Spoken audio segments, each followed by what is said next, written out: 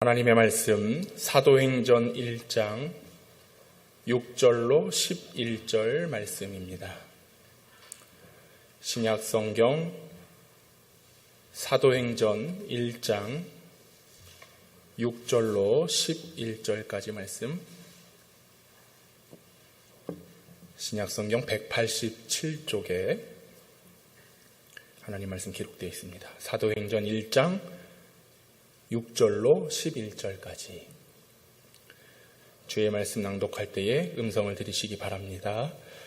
그들이 모였을 때 예수께 여쭈어 이르되 주께서 이스라엘 나라를 회복하심이 이때니까 하니 이르시되 때와 시기는 아버지께서 자기의 권한에 두셨으니 너희가 알 바 아니요 오직 성령이 너희에게 임하시면 너희가 권능을 받고 예루살렘과 온 유대와 사마리아와 땅끝까지 이르러 내 증인이 되리라 하시니라. 이 말씀을 마치시고 그들이 보는 데 올려져 가시니 구름이 그를 가리워 보이지 않게 하더라. 올라가실 때에 제자들이 자세히 하늘을 쳐다보고 있는데 흰 옷 입은 두 사람이 그들 곁에 서서 이르되 갈릴리 사람들아 어찌하여 서서 하늘을 쳐다보느냐. 너희 가운데서 하늘로 올려지신 이 예수는 하늘로 가심을 본 그대로 오시리라 하였느니라. 아멘. 할렐루야. 주님의 이름으로 사랑하고 축복합니다. 영원한 평안이 있고 평강이 있고 기쁨이 있는 영평교회 성도들, 하나님께서 우리를 존귀하게 여겨주실 줄로 믿습니다. 옆 사람과 인사할까요? 잘 나오셨습니다. 사랑하고 축복합니다. 만나서 반갑습니다. 할렐루야. 우리 주님은 말씀하시는 하나님이십니다. 오늘도 주께서 주시는 말씀을 통하여 여러분의 모든 것들이 회복되어지고 소생케 되어지고 주님을 만날 수 있는 그런 은혜와 감격이 있기를 축복합니다. 우리 주님께서 가장 기뻐하시는 일이 무슨 일일까? 다른 게 없다고 봐요. 한 영혼이 주께로 돌아오는 것. 99마리가 있지만 이른 한 양을 찾아서 나아가시는 그 목자의 심정. 그래서 그것을 찾을 때에 기쁜 마음으로 어깨에 메고 돌아오는 우리 주님이 한 영혼이 구원받아 주께 나오는 것을 가장 귀하게 여기시고 기뻐하시는 일인 줄로 믿습니다. 오늘 저와 여러분들이 잃어버린 한 양과 같습니다. 주님께로 나오음이 기쁨이고 우리에게 기쁨뿐만 아니라 하나님께서 우리를 받아주신다라고 하는 사실이지요. 오늘 이렇게 우리 성도들을 보니까 반갑고 또 그동안 못 봤던 얼굴들을 보니까 더 반갑고 그냥 이 자리가 내 자리다 생각하고 제발 딴 데 가지 말고 할렐루야. 딴 데 가봤자 뭐 없어요. 딴 데 가도 저처럼 잘생긴 목사 거의 없어. 아멘. 오늘 이곳에서 주님을 만나고 영원토록 주님을 기뻐할 수 있기를 바랍니다. 우리 교회는 2021년 올 한 해 주여 우리를 회복하게 하소서, 주님 회복시켜 주옵소서. 회복하시는 이는 하나님이십니다. 하나님께서 우리를 회복해 주시는 거예요. 그 누가 우리에게 와서 뭐 어떻게 세워주고 높여주고 한들 이 얼어붙은 마음, 또 상처진 마음, 이거 절대 회복되지 않습니다. 아무리 의술이 발달했다 할지라도요, 우리가 한번 상해버린 우리의 육신이 그렇게 쉽게 돌아가지 않는 거예요. 그러나 우리 주님이 역사하시면 모든 병만은 떠나갑니다. 회복됩니다. 치유됩니다. 그게 하나님의 권능인 줄로 믿습니다. 오직 하나님만이 우리를 회복시켜 주시는 거예요. 그래서 올 한 해 우리는 예배의 회복, 말씀의 회복, 기도의 회복, 그리고 공동체가 회복돼야 되고 전도하고 선교하는 일을 회복하기로 목표를 삼고 나아가고 있습니다. 오늘 마지막 시간으로 선교의 회복을 말씀드리려고 하는데요. 우리가 처음 예수 믿고 고백한 것, 그게 뭘까? 곰곰이 생각해 보니까 예수 믿고 구원받아 고백한 건 주님, 내가 받은 이 은혜, 내가 받은 이 사랑 전하며 살겠습니다. 여러분 어떠세요? 예수 믿고 고백한 내용이 무엇입니까? 나 같은 죄인 구원해 주신 하나님의 은혜, 나 같은 죄인을 사랑해 주신 예수 그리스도의 크고 놀라운 그 사랑. 그래서 말하는 겁니다. 다짐합니다. 내가 받은 것을 아직도 예수를 알지 못하고 구원받지 못한 이들에게 전하리라. 저는 초등학교 2학년 때 서원했던, 목사 되기로 서원했던 그 소원 기도 제목대로 성장하고 자라고 또 신학교에 입학을 했었습니다. 신학교에 입학해서 첫 예배를 드릴 때의 그 감격, 정말로 그 말할 수 없는 감격입니다. 어디든지 가오리라. 주님, 내 목숨 주님 겁니다. 내가 주님 복음을 전하는 일에 모든 것에 힘을 쏟겠습니다. 그 믿음이요, 아마 무게로 따지면 측량할 수 없을 것이고 부피로 바라보면 우주보다 넓은 할렐루야. 그런데 지금 내가 그 사명이 있는가를 돌아보니까요, 보여요? 없어.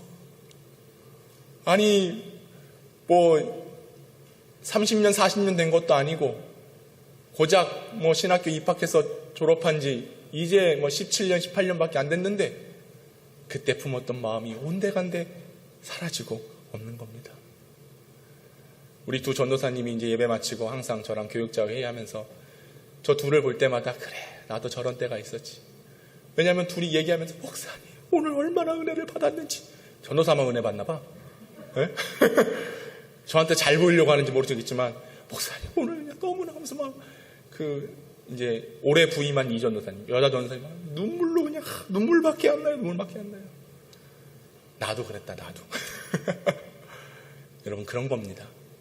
하나님의 은혜가 임하면요, 은혜의 응답은 복음을 전하는 겁니다. 은혜의 역사는 나도 이 사명을 감당하겠다라고 하는 결단과 다짐입니다. 그렇다고 해서 오늘 당장 신학교 입학하라, 그런 말은 아니에요. 하나님께서 나를 부르신 이유와 목적이 무엇이냐, 땅끝까지 이르러 내 증인이 되라고 하시는 사명을 주신 것을 믿으시기 바랍니다. 우리는 주님의 증인되기 위하여 부름을 받았어요. 그러기에 선교의 회복, 복음을 전하는 복음 사역의 사명을 회복해야 됨이 마땅한 줄로 믿습니다.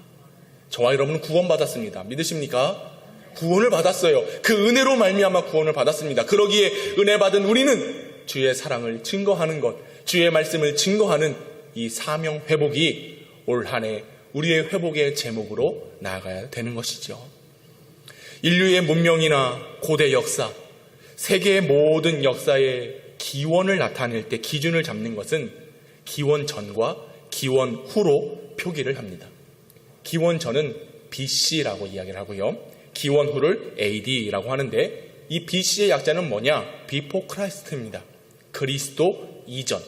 곧 모든 역사는 예수님께서 탄생하신 이전의 시기, 그것을 BC라고 이야기하고, 또 AD는 아노 도미나이라고 해서 그리스도의 해, 그러니까 예수님께서 태어난 해를 원년으로 하여서 예수님 탄생 이후의 시기를 역사의 시간으로 잡고 있는 겁니다. 기원 전과 기원 후, 예수님이 태어나시기 이전과 태어나신 이후의 역사를 오늘 우리가 살아가고 있는 것이죠. 모든 세계가 그렇습니다. 모든 역사가 이와 같은 기원을 통해서 역사를 기록하고 있는 겁니다. 우리나라의 역사를 보면요, 삼국의 건국 순서가 있습니다. 신라, 고구려, 백제가 순서대로 건국이 되었는데, 예수님께서 탄생하기 이전인 BC 57년에 신라가 건국이 됩니다.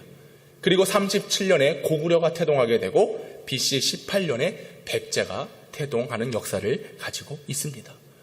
십자가 부활 사건이 있었을 때의 이 민족은 삼국시대였습니다.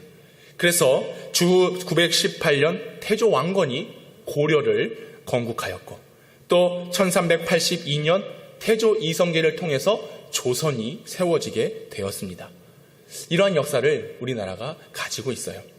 특별히 372년에 고구려 소수림 왕 때에 불교가 우리나라에 들어오게 되는데, 현재까지 1600년 넘도록 우리 민족은 불교의 영향 속에서 살아가고 있습니다. 그리고 1392년 공자의 말을 따르는 유교가 들어오게 됨으로써 우리 민족은 불교 아니면 유교 아니면 샤머니즘으로 각종 무속 신앙을 섬기는 그런 민족이 바로 우리나라였습니다. 이것이 민족의 흐름이었던 것이죠. 그런데 이 땅에 뭐가 들어왔어요? 복음이 들어왔습니다. 하나님의 말씀이 들어왔습니다. 1600년 아주 긴 시간 동안 묶여있고 얽매였던 그런 억압의 민족이 복음이 들어온 지 140년밖에 안 됐는데, 보십시오. 이 땅에 세워진 교회, 보십시오. 우리가 함께 모여서 예배하고 있는 이 시간, 온 성도들을 하나님께서 부르시고 이 민족을 복음의 민족으로 삼아 주신 줄로 믿습니다. 이것이 우리가 받은 복이에요. 복음과 말씀을 통해 얻어진 복. 이렇게 짧은 역사 속에 예수님을 믿었다라고 하는 건 이건 기적입니다. 그리고 시대를 잘 타고났습니다. 축하드립니다. 좋은 시대에 나셨기 때문에 여러분들이 오늘 저와 여러분들이 예수님을 믿고 주님을 예배하고 있는 것이죠. 이 땅에 복음이 들어오고 문명을 이루었습니다. 복음을 통해서 나라가 세워졌습니다. 복음을 통해서 세계적 위상을 떨쳐내고 있고 현재 우리나라는 잘 먹고 잘 사는 세계 강대국 10위 안에 드는 국가가 되었습니다. 저는 확신합니다. 어떻게 이런 일이 가능했겠는가? 복음 때문입니다. 복음이 들어왔기에 우리가 잘 살게 된 것이지요. 복음 아니면 여전히 이 땅은 황폐하게 된 것입니다.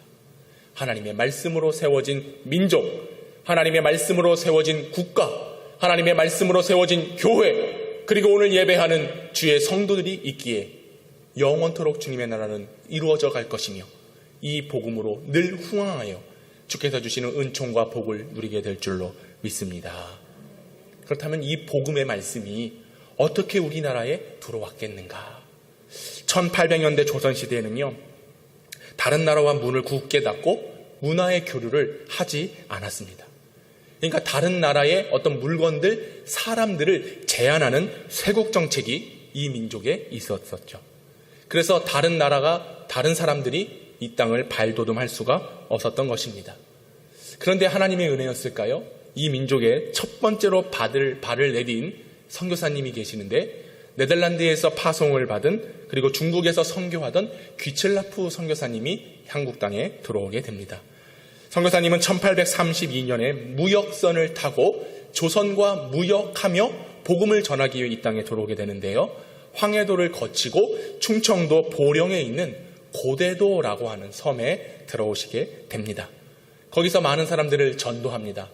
그때 당시 생각해 보십시오. 또 자료를 보십시오. 얼마나 헐벗고 굶주리고 병들고 약한 자들이 많았습니까? 선교사님은 그들을 돌봐준 거예요. 그리고 돌봐주며 그들에게 복음을 전했습니다. 특별히 당시 지방 관리인 한 사람을 통해서 조선 23대 왕인 순조왕에게 한문 성경 2권과 중국에서 무역을 하기를 원한다라고 하는 이런 통상 거래를 포함해서 이 순조 왕에게 전달을 하게 됩니다. 그런데 안타깝게도 청나라, 이 중국의 허락이 없이는 이 서양의 문물을 받아들일 수 없습니다라고 하는 서신을 받게 되고 이 귀첼라프 선교사님이 떠나가게 되는데 떠나가기 이전까지 그 고대도의 많은 섬에 사는 사람들을 향하여 주기도문을 알려주고 성경을 가르쳐주고 또 어렵고 힘든 자들을 도와줬는데 특별히 우리나라가 첫 번째로 감자를 재배하게 되는 감자 재배법을 이 귀첼라프 선교사님이 알려주게 되고 이 많은 사람들이 감자, 우리나라가 토양이 아주 옥토 아닙니까? 그러니까 감자를 심으니까 아주 무수하게 나오는 거예요. 그래서 많은 백성들이 굶주리지 않고 감자를 먹게 되었다라고 하는 이야기도 있습니다. 이 일이 이 땅에 처음으로 선교사님이 들어와 복음이 전해진 최초의 사건입니다. 그 뒤를 이어서 1865년에 마찬가지로 중국 선교사였던 토마스 선교사님이 조선 사람을 만나게 됩니다. 그래서 조선에 대한 이야기를 듣고 조선이 안타깝고 힘든 상황을 보며 조선에 가서 복음을 전해야 되겠다 생각을 해서 1865년에 배를 타고 황해도 소래 앞바다에 도달하게 됩니다. 근데 큰 풍파를 만나가지고요, 입항을 하지 못하게 된 거예요. 그래서 생각합니다. 아, 하나님의 뜻이구나. 다시 중국으로 돌아가서 1년 동안 조선말을 배워서 조선말을 통해서 사람들에게 복음을 전해야 되겠다. 그래서 1866년 8월에 조선으로 2차 전도 여행을 토마스 선교사님이 떠나게 됩니다. 평양에 대동강에 입항을 하려고 하는 순간에 이 조선 군사들이 이 타고 온 제너럴 셔먼호를 붙잡게 되고 그 배를 파선하고 파격하게 됩니다. 그런 가운데 그 안에 타고 있던 모든 사람들을 모조리 죽이기 시작하는 거예요. 대동강으로 들어온 선교사님, 그때의 죽음을 직면하게 되고 가지고 왔던 성경책을 강으로 무트로 던지기를 시작합니다. 모든 성경을 다 그렇게 던져버렸지요. 하지만 안타깝게도 그의 나이 27세에 조선 땅을 발 내딛자마자 순교를 당하게 되는데, 우리나라의 바로 첫 순교자가 바로 토마스 선교사님. 선교사님은 배가 불타고 파손되는 그 순간에도 예수를 외쳤습니다. 그리고 배 안에 있던 모든 성경을 강으로 던져버렸습니다. 들리는 이야기로는 강에 던져진 성경을 빨래하던 아낙네들이 주워서 그것을 손에 들고 성경을 보면서 예수를 믿었다라고 하는 일화도 있다라고 합니다. 그리고 선교사님의 목을 베려고 하는 당시에 박춘권이라는 사람이 토마스 선교사님의 목을 베게 되는데, 그 목을 베려고 하는 이 박춘권에도 끝까지 성경을 주며 예수를 믿으십시오라고 복음을 전했다라는 것이죠.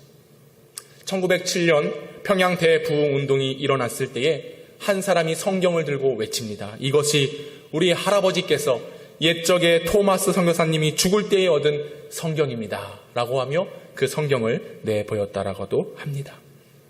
조선에 오기 전 토마스 선교사님은 파송받았던 영국의 웨일즈 하노버 교회에 이런 편지를 쓰게 되는데 한번 들어보십시오.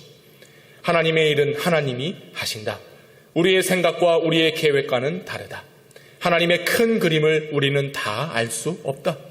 하나님께서는 우리의 중심을 받으시고 우리가 계획했던 것보다 더 놀랍게 우리를 사용하신다. 저는 상당히 많은 분량의 성경책을 가지고 조선 사람들이 환영해 주리라는 기대감을 가지고 떠납니다. 천주교의 오류들이 섞이지 않은 순수한 복음을 가지고 알려지지 않는 조선에 가서 복음을 전합니다. 기도해 주십시오. 토마스 선교사님은 순교를 당하십니다. 이 땅 한 번도 와본 적 없고 한 번도 들어본 적 없는 이 조선 땅에 성경, 말씀을 들고 이곳에 오셨습니다. 순교하기 전 12살 먹은 최치량이라는 청년에게 성경 3권을 주게 되는데, 이 12살 먹은 이 최치량이 성경을 받고 얼마나 무서웠냐면, 당시 평양 영무주사인 박영식이라는 사람에게 이 성경 3권을 전달해 주게 됩니다. 이것을 불태우고 없애려고 보니까 이 성경 3권의 종이가 너무나 좋은 거예요. 그래서 이 박영식이 이 성경책을 찢어서 자신의 벽에다가 붙여 벽지로 사용하게 됩니다. 그리고 훗날 이 박영식의 집이 여관으로 사용을 하게 되는데, 여관에 묵은 투숙객들도 성경을 보면서 그 벽에 붙어져 있는 성경책을 읽으며 예수를 믿었다라고 합니다. 투숙객 중 홍신길이라는 사람은 대동문교회를 세웠고 그의 동생도 예수를 믿고 장로가 되었으며, 김영섭이라는 사람은 원래 천도교인이었으나 동생과 함께 장로가 되었다라는 이야기가 있습니다. 특별히 황명대라고 하는 사람은 토마스 선교사가 타고 온 그 셔머노 배를 보면서 배가 불타고 있구나. 근데 어떤 소리가 들리는 거예요. 야소, 야소라고 하는 소리가 들렸는데, 그 소리를 쫓아가 보니 토마스 선교사가 거기서 순교를 당하고 있었다라고 합니다. 이 야소라고 하는 말은 중국어로 예수입니다. 예수 하며 외쳤던 그 토마스 선교사의 음성을 듣고 예수를 믿었다. 무엇을 알 수 있느냐? 우리나라 대한민국은, 당시의 조선은 어떤 사람을 통해서 먼저 복음이 전파된 게 아니라 성경을 통해서 복음이 전파된 줄로 믿습니다. 하나님의 말씀이 성경을 통해서 이 나라에 복음이 들어온 겁니다. 물론 선교사님들의 순교, 헌신, 이걸 무시할 수 없습니다. 그러나 하나님께서 이 민족을 말씀, 성경을 통해 복음을 증거하셨다는 겁니다. 결국 전도와 선교는 하나님이 하시는 거예요. 하나님의 역사입니다. 사람이 하는 것 같지만 우리는 그저 쓰임받을 뿐이고 우리가 하는 일은 아무것도 없는 겁니다. 하나님이 열매 맺게 하시는 겁니다. 하나님께서 자라게 하시는 겁니다. 복음의 씨앗이 심겨지기만 하면 생명이 불일 듯 일어나게 되는 겁니다. 누구의 역사입니까? 하나님의 역사입니다. 주님의 권능입니다. 선교와 복음은 이것을 통하지 않고서는 말할 수가 없다. 여러분, 우리는 말씀을 통해서, 복음을 통해서 구원받은 민족이 되었습니다. 하나님의 역사인 줄로 믿습니다. 정말로 감격적인 내용인 것이죠. 그러던 중에 마펫 선교사와 그레암 리 선교사가 평양에 방문하면서 이 박영식이 운영하는 여관에 들어오게 되는데 그 여관방의 벽지가 희한한 거예요. 그 벽지를 보니 성경인 겁니다. 하나님의 말씀인 거예요. 그래서 주인이었던 박영식과 성경을 건네준 이 최치량을 불러다가 하나님의 말씀을 가르치기 시작합니다. 복음을 증거합니다. 그래서 이 박영식과 최치량이 우리나라 최초의 세례교인이 됩니다. 거기서 세례를 받게 되는 거예요. 더 놀라운 사실은 무엇인지 아십니까? 그 여관집이 평양 최초의 교회인 널다리골 교회가 세워지게 되는 장소가 되었다고 하는 것입니다. 이 널다리골 교회는 평안도 최고의 교회였습니다. 1901년 기록에 보니 1200명가량이 모이는 아주 대형 교회를 이루게 된 것입니다. 뿐만 아니라 당시 토마스 선교사를 참수했던 이 박충건이라는 사람은 널다리 교회에서 매일마다 울려지는 새벽 종소리를 들으며 몹시 괴로워했다고 합니다. 내가 선교사님을 죽였구나. 내가 어떻게 이런 중죄를 지을 수가 있단 말인가? 라고 하며 힘들어하는 그때에 당시 마표 사무엘 목사님에게 찾아가 회개하고 세례를 받아 평양 안주교의 장로격인 영주가 되어 일평생 복음을 증거하는 삶을 살았다라고 하는 겁니다. 훗날 이 널다리 교회는 장대제 교회라 불리며 현재 장대현 교회가 되게 됐고, 장대현 교회는 여러분 알다시피 1907년 성령 대부흥 운동이 시작되는 곳이 되기도 합니다. 그리고 이 장대현 교회는 현재 동대문에 있는 산정원 교회를 분리하게 되고, 이 산정원 교회에서 순교자이신 주기철 목사님이 거기서 시무를 하게 되지요. 토마스 선교사가 던진 한 권의 성경책이 교회를 세우게 되었습니다. 성경을 통하여 교회가 세워지고 하나님의 말씀을 통하여 복음의 확산이 시작된 것입니다. 이 민족이 말씀으로 세워지게 된 것이죠. 그리고 우리 영평교회가 그 말씀이 흘러나와 오늘 교회를 이루고 있는 줄로 믿습니다. 그리고 영평교회의 복음의 역사가 앞으로 주님 오시는 날까지 그 복음의 사역을 멈추지 않고 진행한다면 토마스 선교사님이 전해준 그 성경 한 권이 오늘 우리에게 들려져 있고 이 말씀을 통하여 온 세계 열방을 향하여 뻗어나아가는 그런 영적인 전초기지가 될 수 있기를 간절히 소망합니다. 저는 계속해서 이것이 확산되리라 믿습니다. 아무리 탄압해 보십시오. 아무리 막아 보십시오. 그거야 사람이 하는 일이에요. 그러니 우리는 그 일에 염려할 필요 없는 겁니다. 이거 어떻게 되겠나 걱정할 필요가 없어요. 하나님이 하시는 거예요. 하나님이 손해보는 일을 하시겠습니까? 교회 막고 성도들을 막으면 하나님 손해예요. 그리고 여러분, 우리가 믿음으로 서 있어야 됩니다. 말씀으로 서 있어야 됩니다. 말씀으로 회복되지 않으면 우리가 스스로 교회를 내주는 꼴이 되고 마는 거예요. 왜 정부가 탄압합니까? 우리가 믿음 없는 거예요. 왜 막습니까? 여러분들이 신앙의 온전함을 세상에 보이지 않고 있기 때문에 우리를 그저 물러보는 겁니다. 누구를 탓해요? 여러분을 탓하십시오. 저를 탓해야 됩니다. 우리가 믿음으로 온전히 서 있지 않기 때문에 세상이 우리를 향하여 말하기를 시작하는 겁니다. 복음으로 시작된 교회가 결코 쇠할 수 없습니다. 흥하게 되는 것입니다. 우리 영평교회는 일어나게 되는 것입니다. 이 지역을 막터 살게 되는 역할을 감당하게 될 것입니다. 누가 하냐? 복음의 은혜를 받은 저와 여러분이 교회를 지킬 수 있는 거예요. 이 민족이 어떤 누구의 지도자를 통해서 되는 게 아니란 말입니다. 깨어서 기도하는 성도들을 통해서 이루어지는 거예요. 멈추지 않고 예배의 신앙을 고쳐나가는 성도들을 통해서 민족이 살아나게 되는 것입니다. 혹 목매임을 당한다 할지라도 복음을 끝까지 전하고 성경을 던지는 그런 헌신이 있지 않고서는 결코 회복이 일어날 수 없습니다. 여러분들이 깨어서 주의 말씀에 서 있기를 축복합니다. 주님의 말씀으로 세워진 교회, 주님의 말씀으로 세워진 민족, 그리고 다음 세대뿐만 아니라 주님 오실 때까지 이 사명을 회복하지 않고서는 결코 하나님의 영광에 이르지 못한다는 것을 기억하셔야 됩니다. 이 민족이 어떤 나라입니까? 우리가 어떻게 복음을 받아들였습니까? 수많은 핍박과 고난 속에서도, 일제 침략 속에서도, 6.25 전쟁을 통해서도 우리는 끝까지 예배하기를 힘썼고 함께 모이기를 힘썼습니다. 그러기에 오늘 하나님께서 우리 민족을 지켜주시는 것입니다. 여러분, 이것이 은혜 아니겠습니까? 이것이 은혜입니다. 우리 성도들을 향한, 우리 민족을 향한 하나님의 크신 은총인 것이죠. 여러분, 이제 우리는 이 놀라운 은혜를 받았기에 주의 복음을 증거하는 사명을 감당해야 되는 것입니다. 여러분, 옛 과거를 생각해 보십시오. 지금 물론 우리 청년들이나 학생들, 저도 그렇고 너무나 좋은 시대에 태어나서 좋은 환경 속에서 살고 있지요. 그러나 많은 분들 얼마나 힘드셨습니까? 끼니가 없어서, 좀 보릿고개라고 이야기하지 않습니까? 힘든 시대를 살았습니다.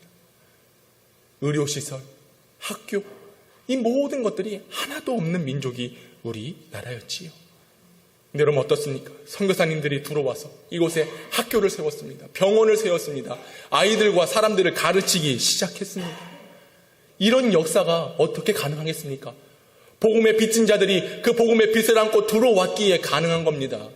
우리는 사랑의 빛을 졌습니다. 복음의 빛을 졌습니다. 빛을 졌지만 이것은 빛이 아니라 하나님께서 어둠의 땅에, 어둠의 백성들에게 빛으로, 예수의 빛으로 임하셨음을 믿으시기 바랍니다. 놀라운 역사입니다. 이 복음의 확산이 오늘 현재 우리가 보고 있고 우리가 느끼고 있는 사실이지요. 얼마나 수많은 선교사님들이 들어온지 모릅니다.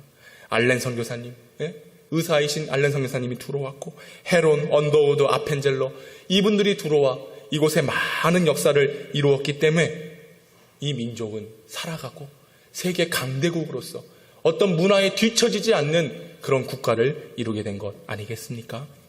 사랑하는 여러분, 우리는 이 복음의 빛을 가지고 살아가야 됩니다. 초대교회 교부인 터툴리아는 말합니다. 순교자의 피는 교회의 초석이 되는 것이다. 이 민족은 순교의 피가 흐르고 있습니다.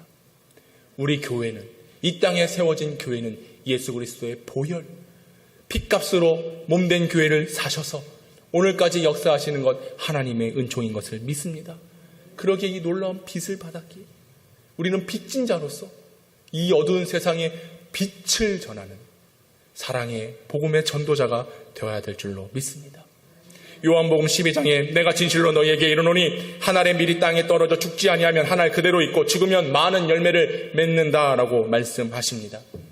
이 땅에 들어오신 선교사님들은 바로 이와 같은 밀알 정신, 썩어지고 희생하는 정신이 있었기에 복음이 전파될 수 있었던 것입니다.